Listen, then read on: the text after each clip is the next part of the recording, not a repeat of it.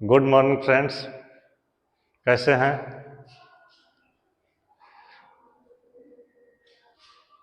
आज मैं अरविंद कुमार गोस्वामी राजकिशोरी देवी शिक्षण प्रशिक्षण सेवा संस्थान में के यूट्यूब चैनल में आपका स्वागत करता हूं। आज हम आपको कल जितना पढ़ाए थे भाषा शिक्षण, उसके आगे जो है इसमें आज हम सीखेंगे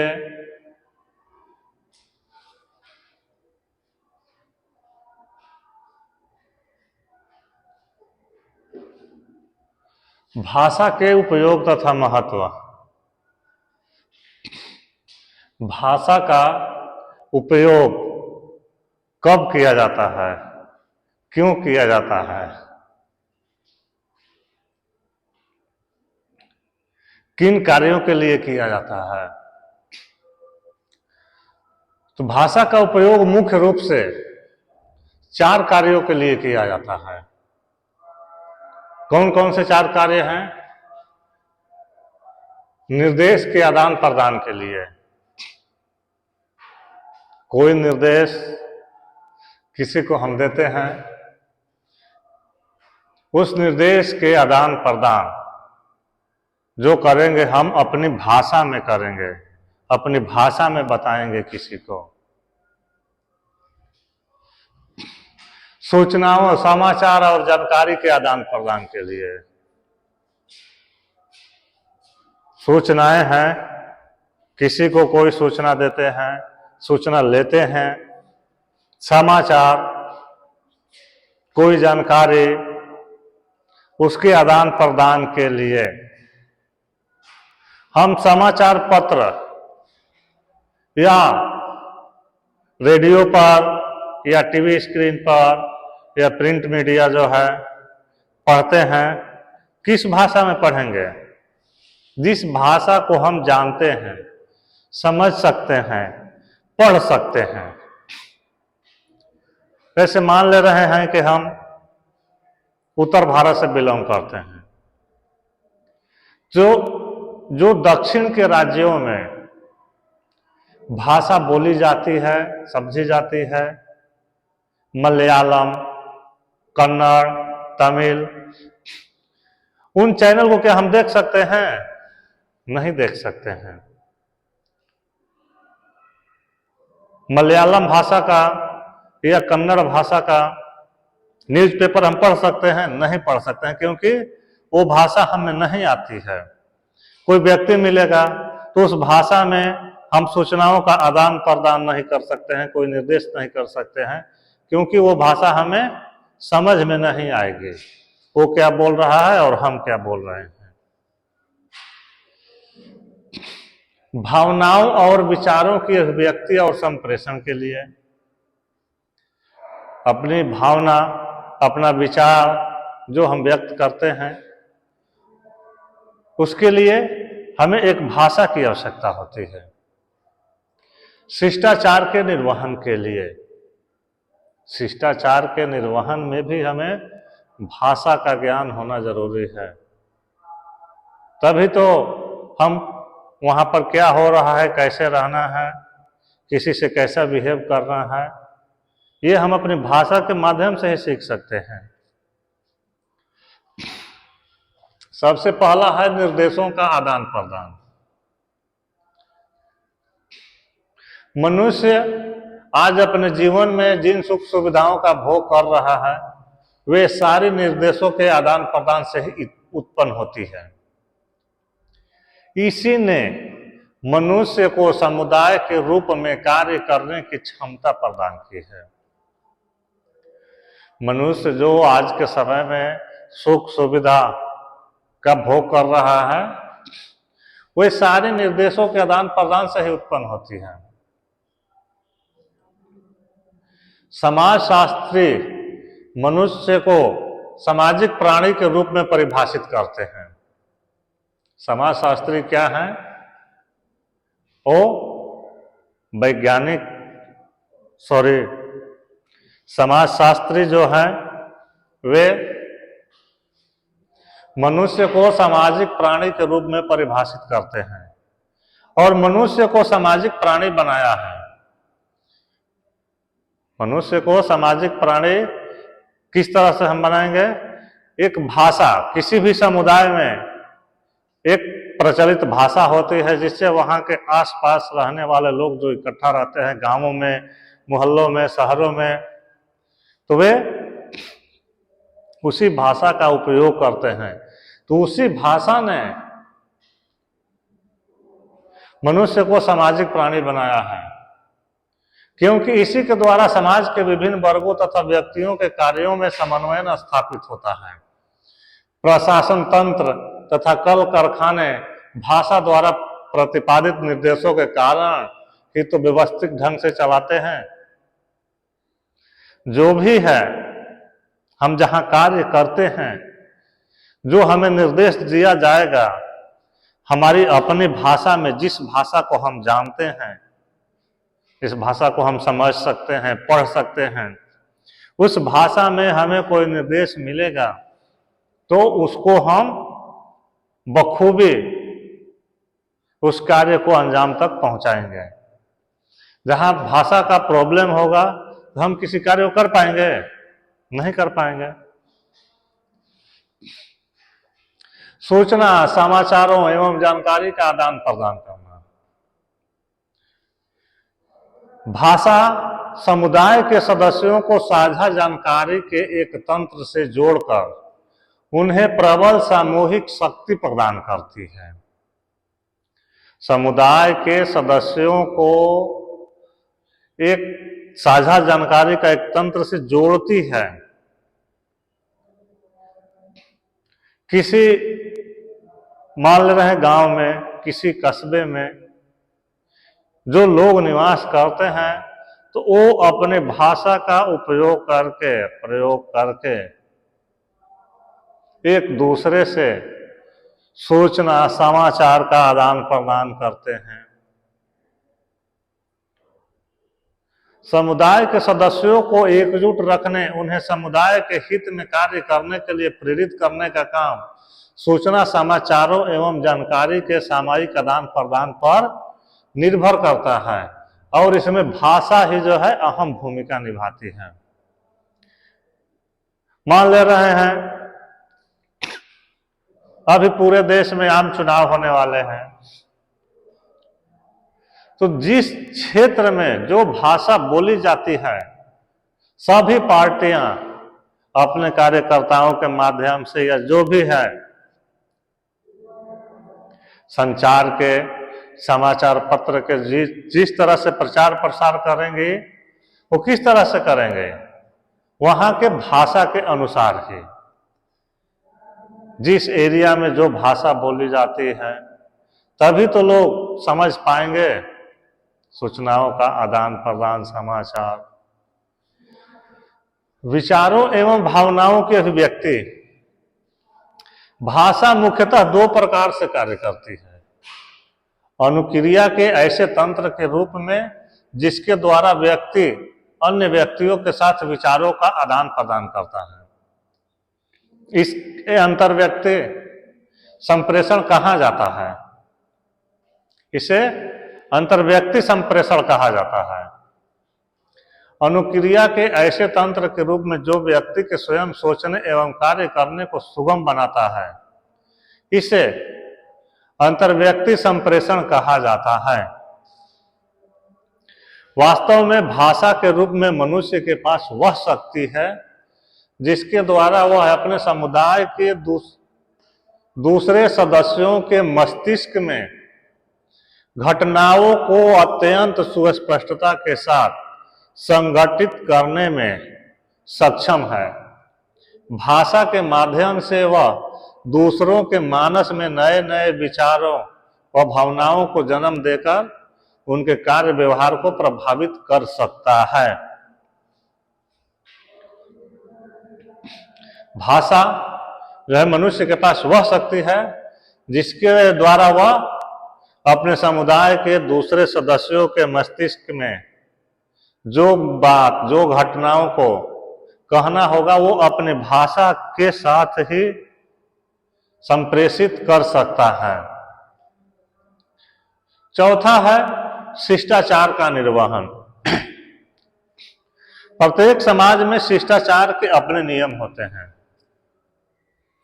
जिनके पालन से न केवल समाज का कार्य सुव्यवस्थित ढंग से चलता है, बल्कि वे समाज को अपनी पहचान देते हैं। इनमें से अधिकतर का निर्वहन भाषा के माध्यम से ही होता है। व्यक्तियों का अभिवादन करने, उन्हें संबोधित करने के हर समाज के अपने तरीके हैं। उनका पालन भाषा के उपयोग का अभिन्न अंग है। प्रत्येक समाज में, प्रत्येक समुदाय में शिष्टाचार के अपने जो नियम होते हैं, जो रीति रिवाज होते हैं, वो कैसे पूर्ण किए जा सकते हैं? अपनी भाषा के माध्यम से ही। कोई फंक्शन होता है, शादी विवाह होता है, अलग अलग रीति रिवाज होता है, तो जिस समुदाय में हम निवास करते हैं उसकी भाषा के अनुसार ही, उसकी भाषा के अनुसार ही वो संचालित होते हैं।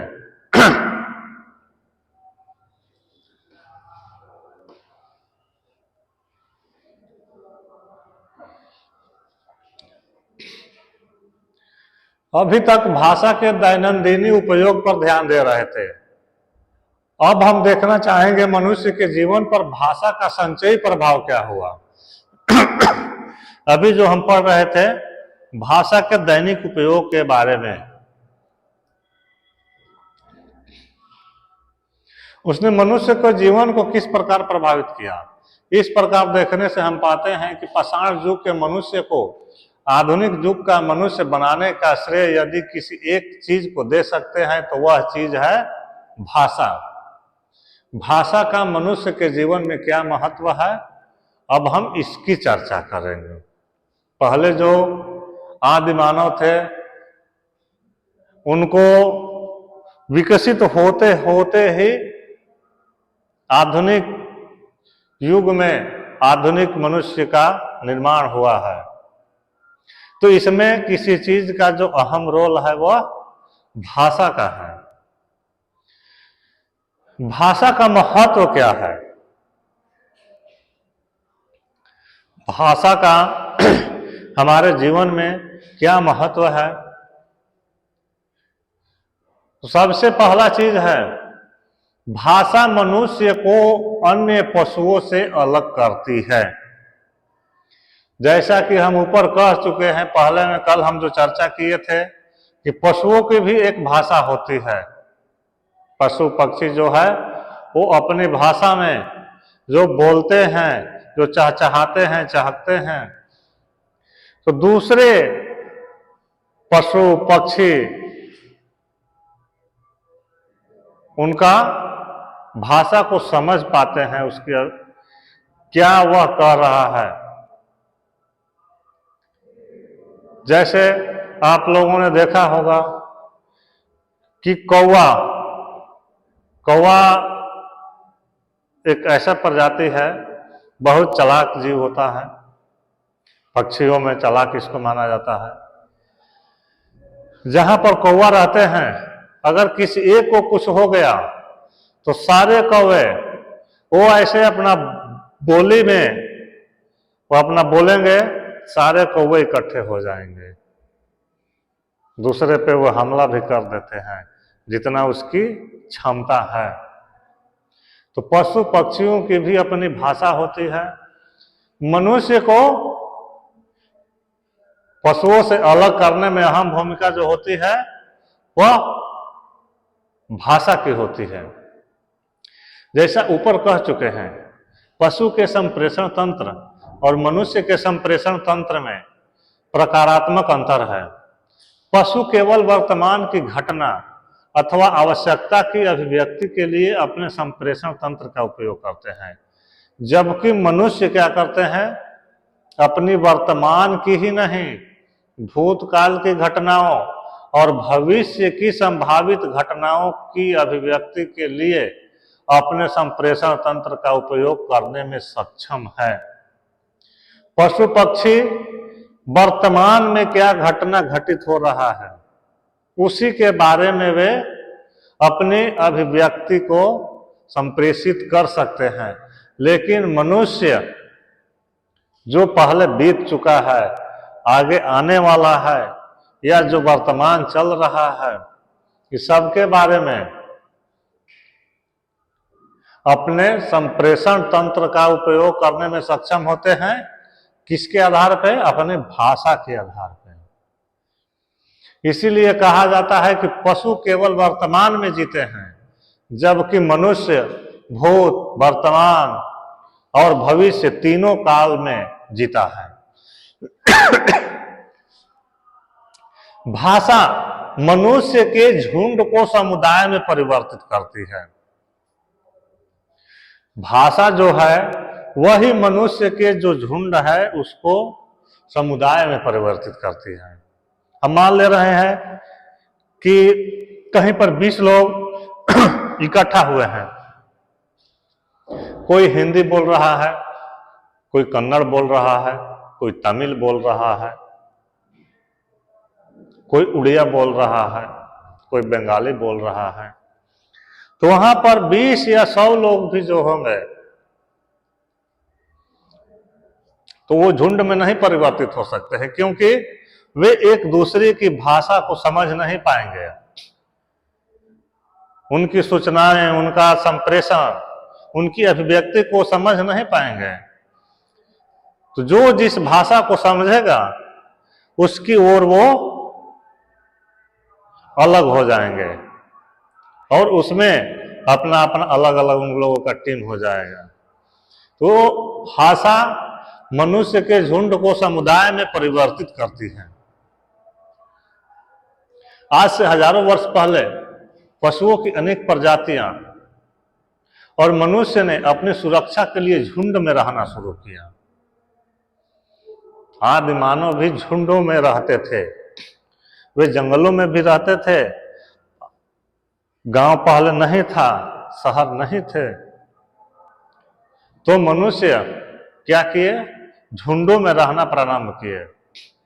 ऐसे हम देखते हैं कि बहुत सारे जंगली जीव भी जो होते हैं वे झुंडों में ही रहना पसंद करते हैं, क्योंकि झुंड में रहने से बहुत सारे फायदे होते हैं। आज से हजारों वर्ष पहले पशुओं की अनेक प्रजातियां और मनुष्य ने अपनी सुरक्षा के लिए झुंड में रहना शुरू किया, पर पशु की वे प्रजातियां आज भी उसी प्रकार झुंड में रहती है, जबकि मनुष्य ने भाषा की सहायता से झुंड में कार्य का बंटवारा शुरू किया, जो आज के विकसित समाज के निर्माण में पहला कदम था। आज का जो विकसित समाज कहा जा रहा है, इसकी निर्माण की नींव हजारों साल पहले रखी जा चुकी थी। जरा सोचिए, एक मनुष्य की दैनंदिन आवश्यकताओं की पूर्ति में कितने व्यक्तियों का श्रम लगा होता है, और यह सब संभव कैसे हुआ है? भाषा के कारण। हमारे जो दैनिक आवश्यकताएं हैं, जो हम कपड़ा पहन रहे हैं, खाना खा रहे हैं, या हमारी अन्य आवश्यकताएं हैं, उसकी पूर्ति के लिए बहुत सारे लोग लगे हुए हैं, तब हमें वह वस्तु मिल पाती है। भाषा समुदाय की परंपरा एवं संस्कृति की निरंतरता बनाए रखने का साधन है। भाषा क्या है? समुदाय की, किसी समुदाय की विशेष परंपरा एवं जो उसकी संस्कृति है उसको निरंतरता बनाए रखने का साधन जो है भाषा ही है। आज से 3500 वर्ष पूर्व, आज से 3500 वर्ष पहले हमारे पूर्वजों की जीवनचर्या कैसी थी, उनके समाज की परंपराएं क्या थी, आदि की जानकारी आज भी हमें है। उनको हम सुरक्षित रखे हुए हैं। वेदों की रचनाएं और हम आज भी उन्हीं सांस्कृतिक विरासत को किसी न किसी रूप में कायम रखे हुए हैं। यह सब संभव हो रहा है भाषा के कारण, और जिस प्रकार हम अपनी संस्कृति की निरंतरता बनाए हुए हैं, उसी प्रकार अन्य भाषाई समुदाय भी अपनी संस्कृति और परंपराओं की निरंतरता बनाए हुए हैं।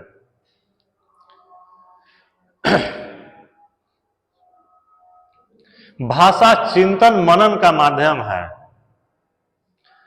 विचार भाषा के साथ मिलकर तर्क का रूप लेता है, और तर्क करने की क्षमता अधिकतर अनिश्चय की प्रक्रिया का भाषा के रूप में निरूपण करने की योग्यता पर निर्भर करती है।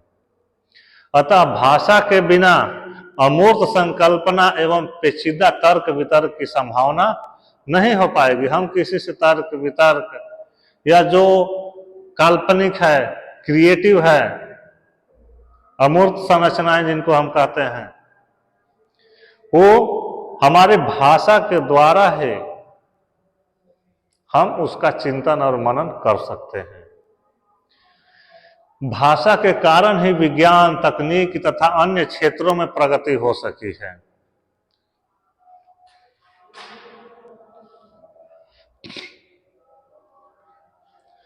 भाषा के कारण ही विज्ञान, तकनीकी तथा अन्य क्षेत्रों में जो प्रगति हुई है, उसमें भाषा का ही अहम रोल है। मान ले रहे हैं हमारे इंजीनियर्स, हमारे डॉक्टर्स, हमारे लॉयर, हमारे अर्थशास्त्री जिस फील्ड में काम करते हैं, वो किसी एक फील्ड के वो बहुत अच्छे जानकार होते हैं। वो उस फील्ड के बारे में जानकारी रखे हैं, पढ़ाई किए हैं, लेकिन जो पढ़ाई किए हैं किसी फील्ड का, तो उसमें अहम रोल किसका है? एक भाषा में ही वो पढ़े हैं। बिना भाषा के संभव नहीं हो सकता है। मानव इतिहास में दूसरी बड़ी क्रांति तब आई जब मनुष्य ने अपनी भाषा के लिए लिपि का आविष्कार किया। लिपि के विकास के बाद अपने अनुभव व विचारों को भावी पीढ़ियों के लिए सुरक्षित रखना संभव हो सका। वेदों की ऋचाएं शताब्दियों तक एक के बाद दूसरी पीढ़ी द्वारा कंठस्थ की जाती रही। इस प्रकार उन्हें अपनी भावी पीढ़ियों के लिए मौखिक रूप से सुरक्षित रखना कितना श्रम साध्य रहा होगा, इसका अनुमान आसानी से लगाया जा सकता है। पहले जब तक लिपि का आविष्कार नहीं हुआ था, तब तक मनुष्य वेदों की रचनाएं कंठस्थ याद करते थे। वे अपनी अगली पीढ़ी को सुनाते थे, अगला पीढ़ी कंठस्थ करके ऐसे इसको बचाए रखा गया, जो विरासत में हमें चीजें मिली। लेकिन जब लिपि का आविष्कार हुआ तो लिपिबद्ध करके उसको संरक्षित रखा गया, क्योंकि मौखिक मान ले रहे हैं, किसी को याद है अचानक कोई दुर्घटना उस व्यक्ति की हो जाती है, तो उसका गुण जो है अगले में ट्रांसफर नहीं हो पाएगा ना। ऐसा नहीं होता था कि एक ही लोग होते थे, लेकिन उसमें बहुत सारी समस्याएं होती थी।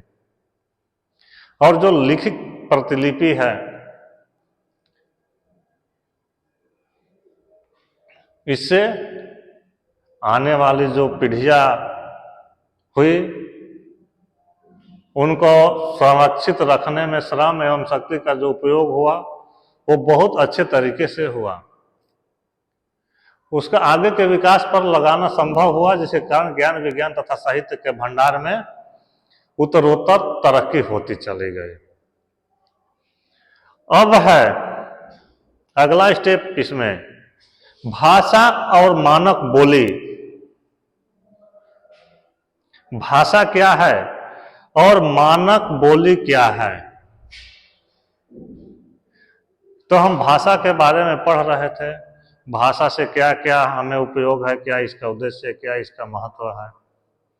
अब हमें समझना होना कि एक जो मानक भाषा स्टैंडर्ड लैंग्वेज और मानक बोली जिसको कहा जाता है, हम अपने घर में अपने समुदाय में जिस भाषा का प्रयोग करते हैं वो मानक बोली कही जाती है। और जो स्टैंडर्ड लैंग्वेज होती है, मानक भाषा होती है, जैसे हम शिक्षा ग्रहण कर रहे हैं, किसी किताब को पढ़ रहे हैं, तो एक स्टैंडर्ड है उस बुक्स का, उस किताब का एक अपना स्टैंडर्ड है। उसी में हम उस क्वेश्चन का जवाब दे सकते हैं जो हमसे पूछा जाएगा, जो हमें जानकारी होगी। मानक बोली में तो नहीं लिख सकते हैं। मानक बोली है हमारी मातृभाषा, मदर टंग। पिछले 3-4 दशक में हुई शोध के आधार पर आजकल भाषा वैज्ञानिक एवं मनोवैज्ञानिक मातृभाषा सीखने का नहीं, मातृभाषा अर्जन का उपयोग करने लगे हैं। इन शोधों का निष्कर्ष है कि भाषा का उपयोग मनुष्य का जन्मजात गुण है। भाषा का उपयोग क्या है? मनुष्य का जन्मजात, क्योंकि बच्चा जिस समुदाय में पैदा हुआ है वहां की जो भाषा है वो उसको नेचुरल रूप से सीखेगा, उसको ग्रहण करेगा सुन करके। किंतु उसके अर्जन के लिए बाल्यकाल में उसका भाषा बोलने वाले के संपर्क में रहना आवश्यक है। जन्म से 6-7 वर्ष की आयु के बीच बालक जिस भाषा के वातावरण में पलता है उसी को मातृभाषा के रूप में अर्जित कर लेता है। कल भी जैसा हम बताए थे उदाहरण, जो अमेरिका का लॉस एंजेलिस का था, एक बच्ची का, 13 साल की बच्ची वाला, तो उसमें भी हमें क्या मिला कि भाषा सीखने की सर्वश्रेष्ठ आयु जो है 6 से 7 वर्ष की आयु है।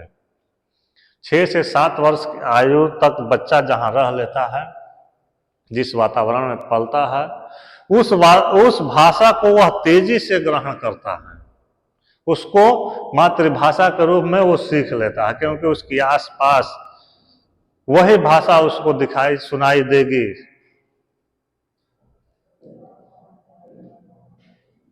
यदि इस उम्र में वह ऐसे वातावरण में पलता है जिसमें उसके आसपास के लोग दो भिन्न भिन्न भाषाओं का उपयोग करते हैं, तो वह उन दोनों भाषाओं के मातृभाषा के समान अर्जित करके द्विभाषी बन जाता है। अगर उस जगह पर, उस समुदाय में 2 भाषा का उपयोग किया जाता है, जैसे हम मान सकते हैं कि बिहार के ही लोग हैं या उत्तर प्रदेश के लोग हैं, भोजपुरी उनका मातृभाषा है, वो जाके महाराष्ट्र में निवास कर रहे हैं, तो उनके उस बच्चे के माँ बाप जो हैं वो भोजपुरी में बात करेंगे, घर का माहौल रहेगा भोजपुरी। लेकिन जब बच्चा बाहर निकलेगा तो मराठी भाषी लोग उसको मिलेंगे, तो बच्चा क्या दोनों भाषा सीख सकता है। घर में अपना भाषा सीख जाएगा और बाहर जो उसको मिलेगा अपने समुदाय में अन्य बच्चों द्वारा, तो वो द्विभाषिक बन जाता है। सामान्यतः भाषा की इस अर्जन की उम्र में बालक अपने क्षेत्र की बोली के संपर्क में आता है, अतः उसी को मातृभाषा के रूप में अर्जित करता है। भाषा अर्जन पर की गई शोध के अनुसार बालक 1 वर्ष की आयु का होते होते बोलना शुरू करता है। साधारणतया बच्चों को बोलने में लगभग 1 वर्ष का समय लगता है। 1 वर्ष से वह जो आसान शब्द है घरों में उपयोग होता है उसको बच्चा पहले सीखता है, जो उसको बोलने में आसानी होगा।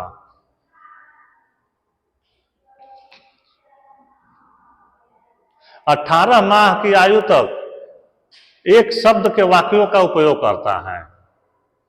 18 माह की आयु तक बच्चा एक शब्द बोलेगा। उसके बाद करीब 5-6 सप्ताह तक 2 शब्दों के व्याकरण समेत वाक्यों का उपयोग करने लगता है। और सामान्यतः 4 वर्ष की आयु के बाद उसे अपनी भाषा के उस प्रकार के ही वाक्य सीखना रह जाता है जिनका लिखित भाषा में उपयोग होता है, या फिर जिन्हें वयस्क भी संरचना की दृष्टि से बोझिल मानते हैं।